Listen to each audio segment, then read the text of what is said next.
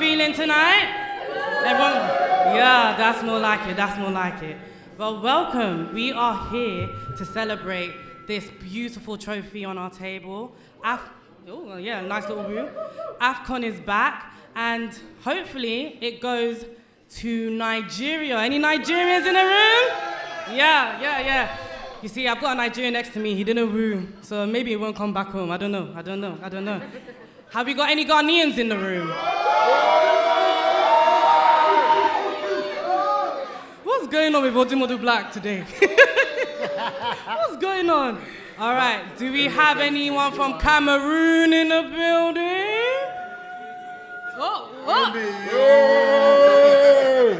All right. Anyone from Kenya? Okay. See, we're representing everybody on the table today.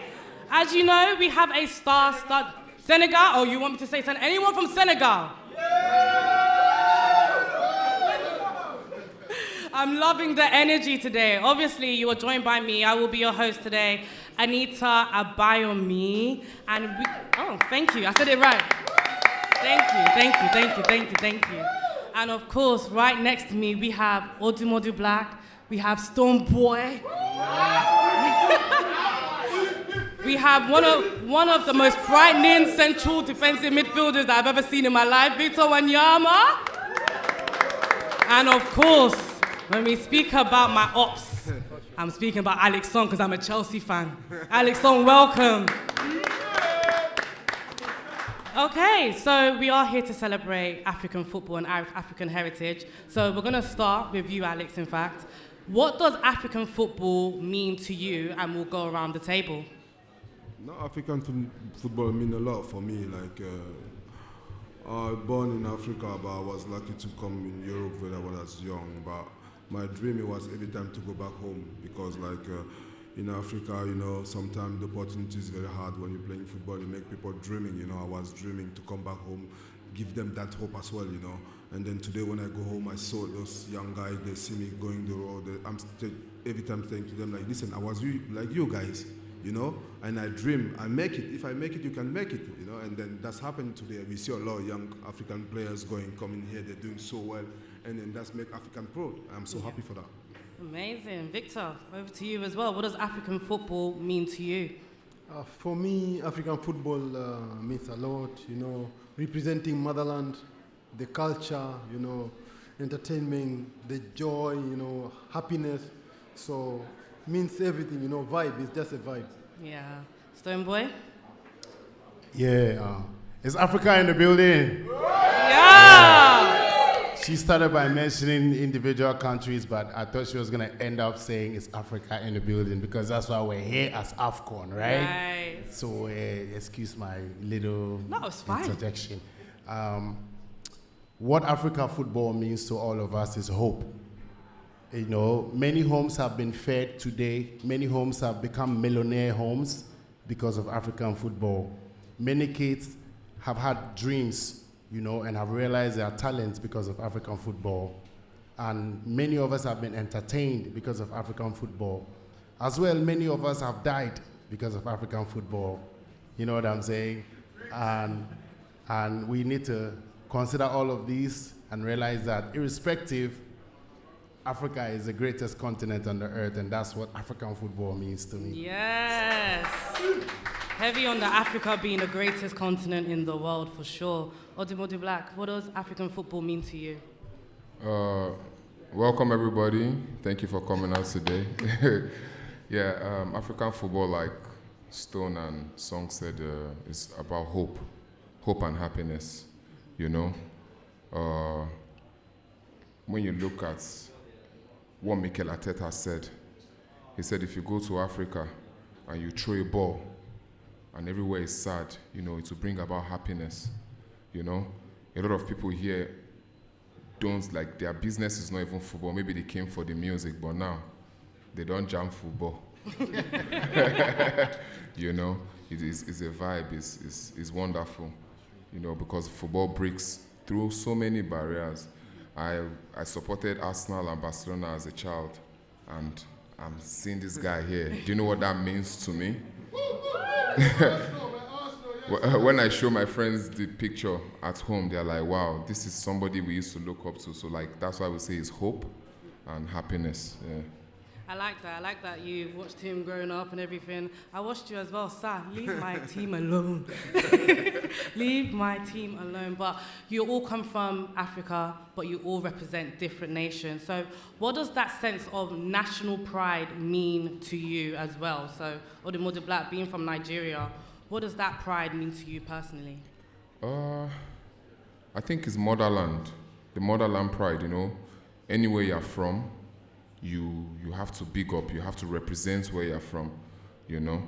But I would like to say that when it comes to African things, we must have that collective mentality. I saw someone at the train station, he's from Congo, and he says, oh, you're Nigeria, we beat you guys. I say, I'm happy for you. I say, I'm happy for you because when last was Congo in the World Cup? Imagine the joy that the Congolese will feel. I'm telling you, it's real. And even if I'm not happy that Nigeria did not go, I can console myself with Congolese happiness because when Congo goes to the World Cup and they are playing, I would be supporting Congo. Okay. Okay. Okay. You know? Yeah. Gyan missed the penalty 2010. I was crying. Am I from Ghana? No. I'm from Africa. That's real truth. Because when Ghana got eliminated, as young as I was crying. I was in tears. I was thinking you'll take it all the way for us, but unfortunately didn't get there. But Luis Suarez, we anyway. But Stoneboy, talking about national pride, what does it mean to you? And of course, you are going to that World Cup, but not so much AFCON. Had to throw that in there? We fell out of the AFCON, but for somebody like me and my mentality, we never fell out because there are neighboring countries that are going to represent us close to our hearts, and it's Nigeria. Hey. So we'll keep on trolling each other. You go and make mistake, you see. You see, for Ghana and Nigeria, when Ghana is there, like, it's like Nigeria is there. The two of us, we are amidst other French-speaking countries on the Western African coast. So, you know, I'm happy that Ghana is going in disguise. Okay. Yeah, Ghana is at the AFCON in disguise. Yes. Yeah. It's all about the unity. Yeah, man. And Victor, for you as well, that national pride. Yeah, I think, you know, representing motherland is everything. And as he said, we are all Africans. And what makes it even the best, you know, we play against each other. We have a banter, and then the next day we are good again. So we have like Jollof Derby here, they call it. I don't know how to put it. And then also we, in my country, Kenya, people think we are only runners, but we can play football as well. We've been there, so it's great, you know, it's great. Cool. And Alex, coming to you as well? Yeah, always saying like we are coming from the same mother. The mother is Africa. That's mean I don't like when people are saying I'm coming from there, I'm coming now, because sometimes I'm playing with a lot of African playing Premier League. When we're on the pitch, we are joking, we are playing. It's unity. You know, it's very important. You have to be once. That's what I said, like we are coming from the same mother. That's what I'm saying in my face. Like. And of course, both you and Victor, you have played in the Premier League. You've played, obviously, outside of your motherland. How has that felt for you as African players coming to England to play? Who wants to go first? Anyone? Very proud. Like I said, like in the past we have like JJ, Kanu. When he was young, we was watching them. You know, like the show. We was this passionate, like to see African player that was doing very good in England. That's opened the door for us. And today we did it, and then we left, and then the new generations coming. That's been like, that's hope. You show like the young brother back home, like you can make it. That's the dream, like you say, football is giving hope. You know, I was coming for the place, I was very poor. Football changed my life, you know, and that's why it's very important for us, like in Africa, because sometimes it's very hard, we don't have opportunities.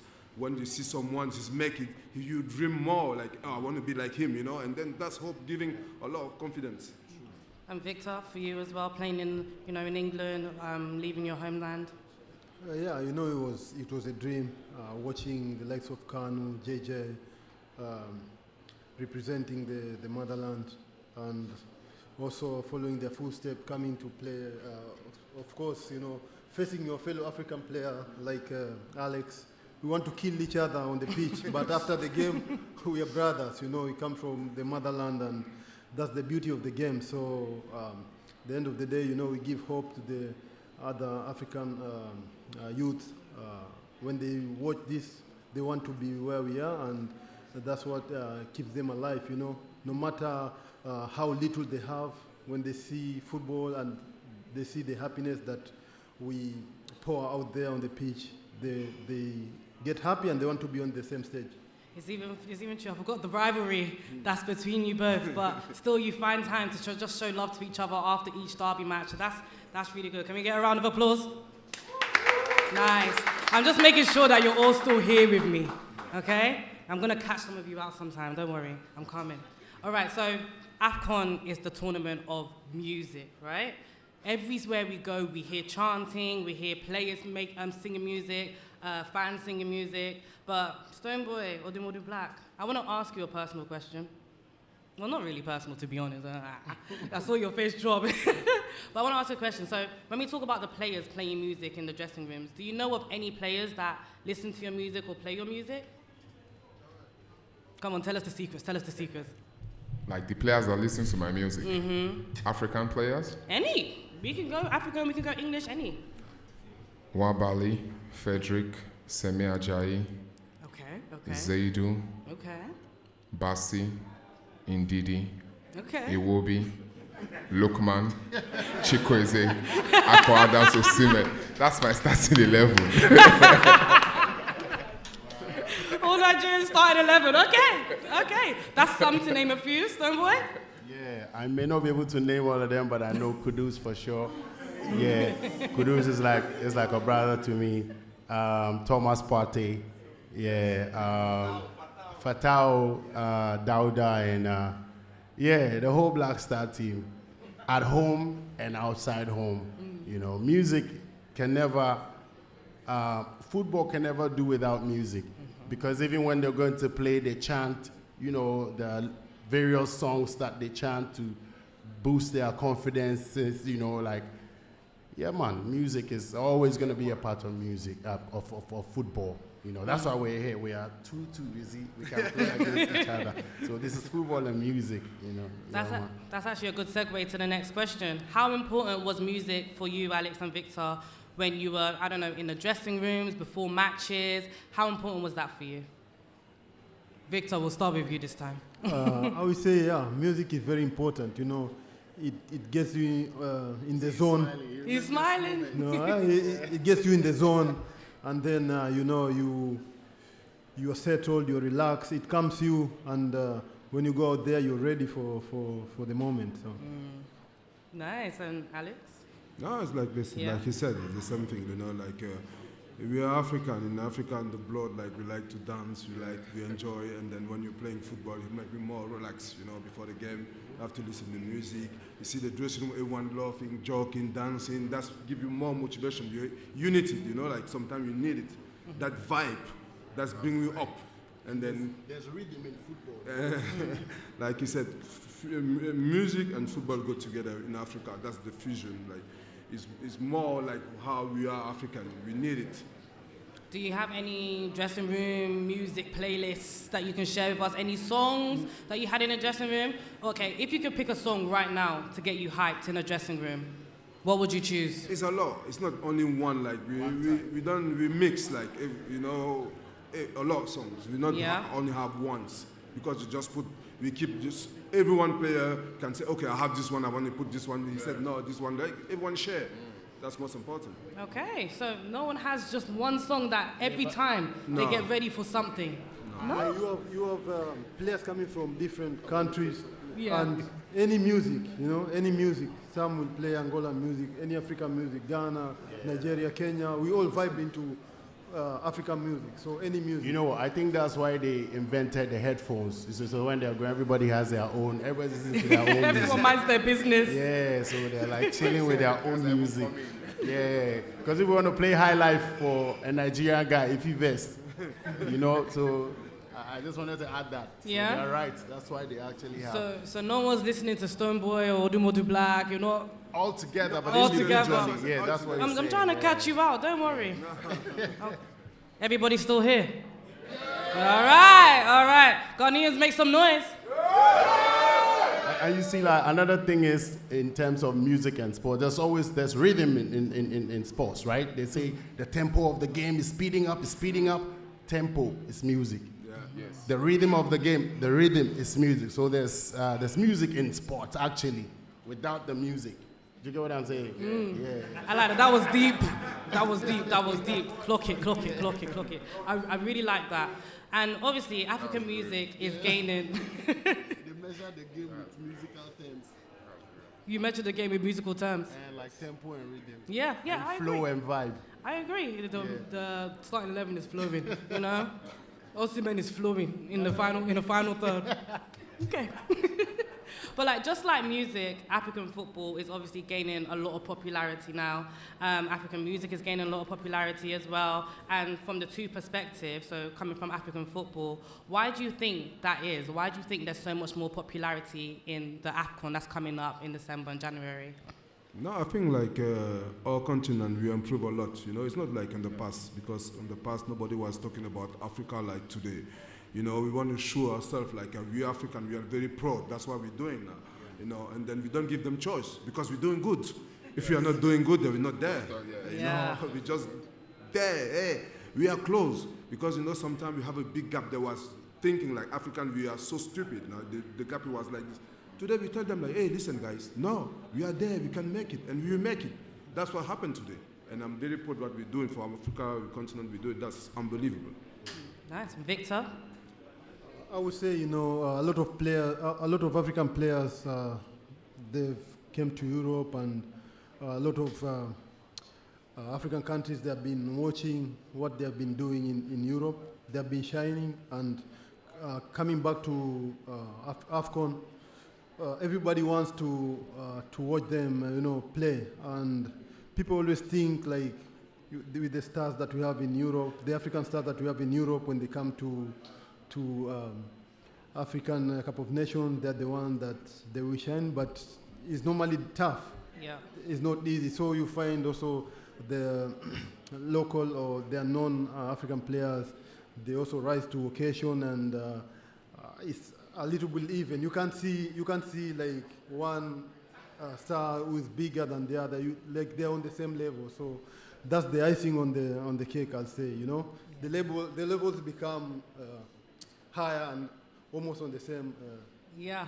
Yeah, on the same level. I'm with you. I remember, I think it was last year when Jamie Carragher made a comment about AFCON not being important, and that kind of put a dampen on everyone's mood going into AFCON. Like, why do you think AFCON is not as important? And when that statement came out, I felt like all African footballers came together and they rose the levels, and that was pretty impressive.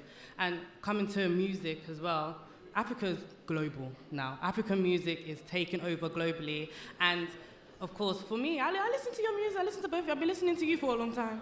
I mean, I'm a new fan of you, Odumodu Black, I wouldn't lie, but I like your music. Your music is very good.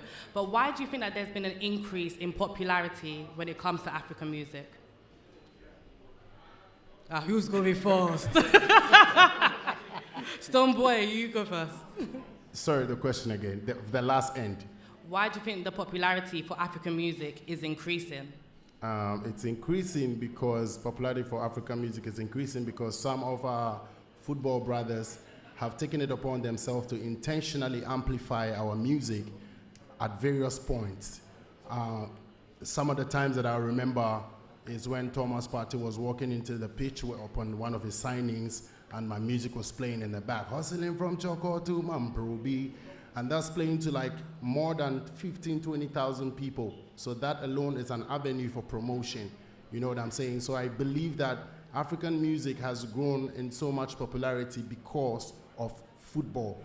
Trust me, because the type of passion that is attached to football is equally very significant.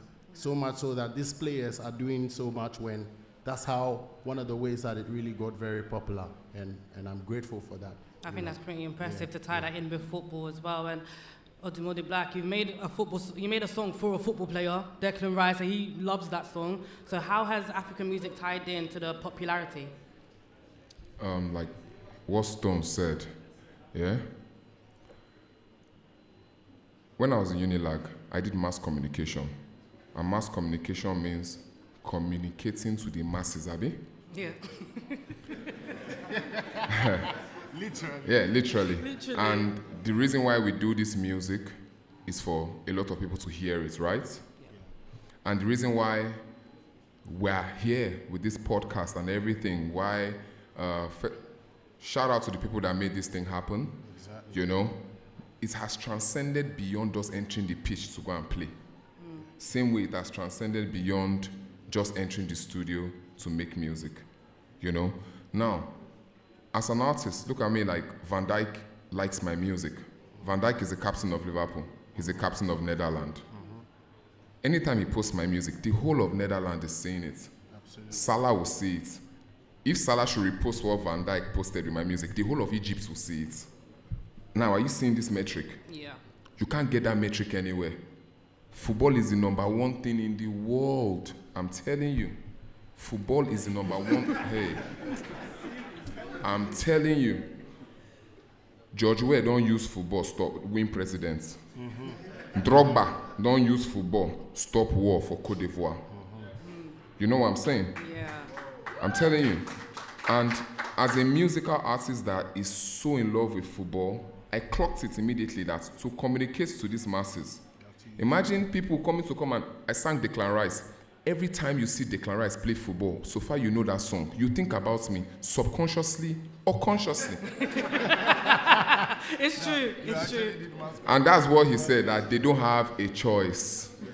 They don't have a choice. The thing is in your face. You can't deny it. So once by God's grace, I clocked that.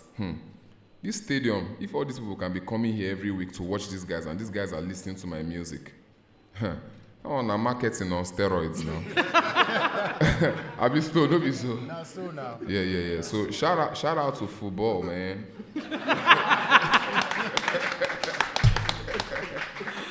Okay, shout out to football. Wow. Nigerians in the house, make some noise. Testing the waters.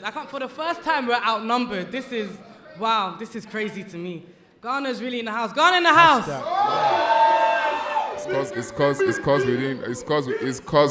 cause we're going to the World Cup with the Ghanaian bandwagon.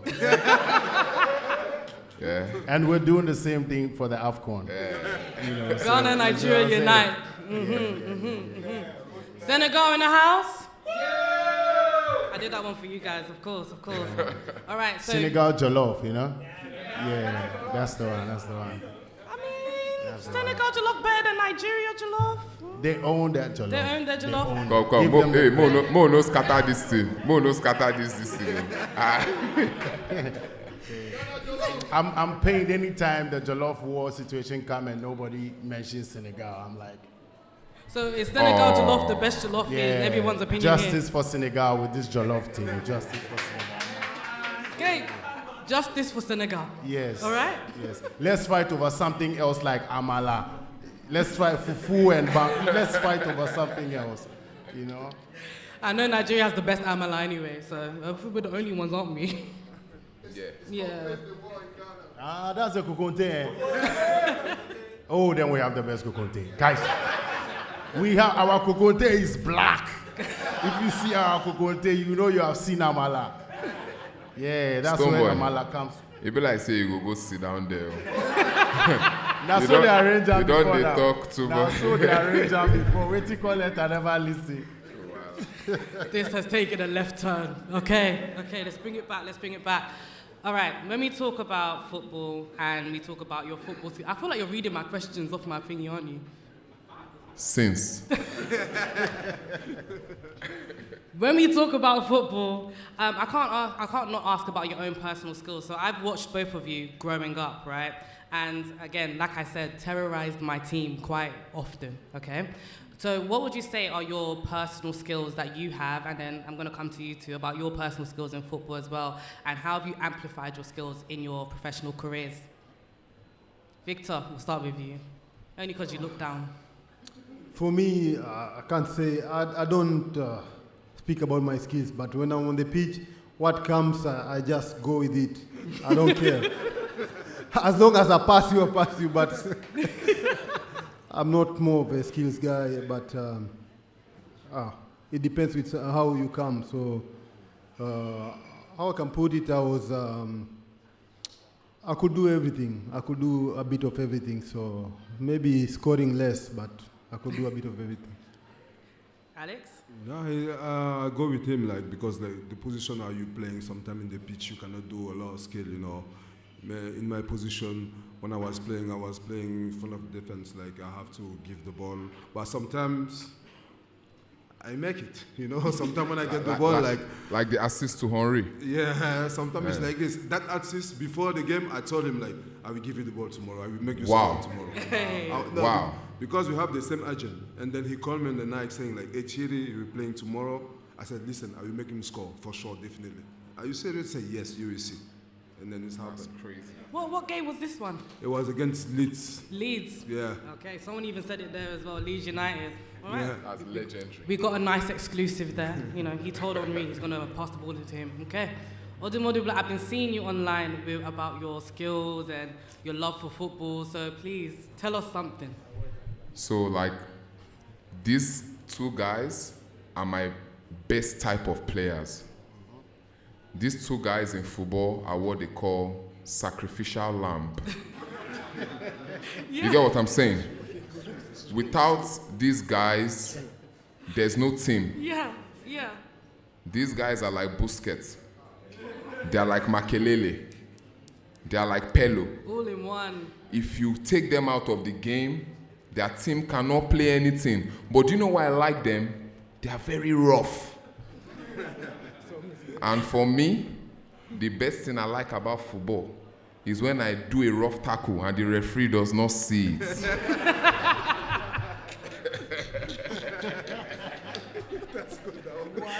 That's the best skill you could have. Do a rough tackle, referee not seeing. Okay, no red card. Cool.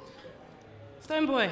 Now, in terms of skills, I loved football, but unfortunately for me, at the age of 13, after my last game, it was a Sunday. I was going to church and then come back and go and play, and I got an accident and I left fuck up my knee from that time till today.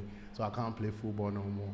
But my little brother plays, so he does that for me. Okay, no problem. But everybody who knew me from a child thought I would be a footballer. Okay, so when you were a child, what was your niche? The kids teams. I was Yeah. I was a defender because I hate to be scored. Yeah, and I think in real life. So you were rough. So you were rough. Yes.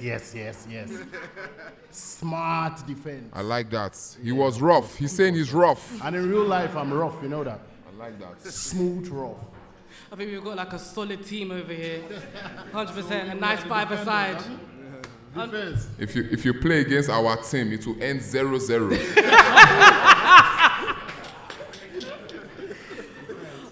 Okay, I think we've got to wrap this up because it's been going left anyway. But we'll leave on a final question. Nice and simple, nice and easy. Who do we believe is going to win AFCON this time around? I'm not hearing no political answers. It has to be a country. Yo, I'm not with Stoneboy on that. It's Nigeria. It's Cameroon. There's not enough Nigerians in here. Cameroon. Hey. Yeah. And you is winning. Yeah. Football. Okay. But I think I want to bet behind Niger. Yeah. Yeah? Of course. Of course now. You know, we don't have any Ghana, Niger, you know that level now. But if you fail, If I win the Nations Cup, promise me you win the World Cup. Oh, believe me, I said something and I want to say it again. If it happens, fine. If it doesn't, I did say my heart. I think Ghana is going to surprise the world at this World Cup. Amen. And we are going to rewrite history. We're going to rewrite history from 2010. Mark it anyway. Okay. Because these guys and what I see, they're going to play their heart for Africa. Watch. Okay, I'm with it. Can we get a round of applause, everybody? Yes. We did it before. And you'll do it again. Thank you. There you go. But of course, everyone, help me in thanking Alex, Victor, Stoneboy, and Odumodu Black for joining us on this podcast. We sound different. And of course, a massive shout out to Kath for bringing this event to London. We've missed you in London, so thank you. And thank you to all of you for listening and participating. It was absolutely fun. Thank you, guys.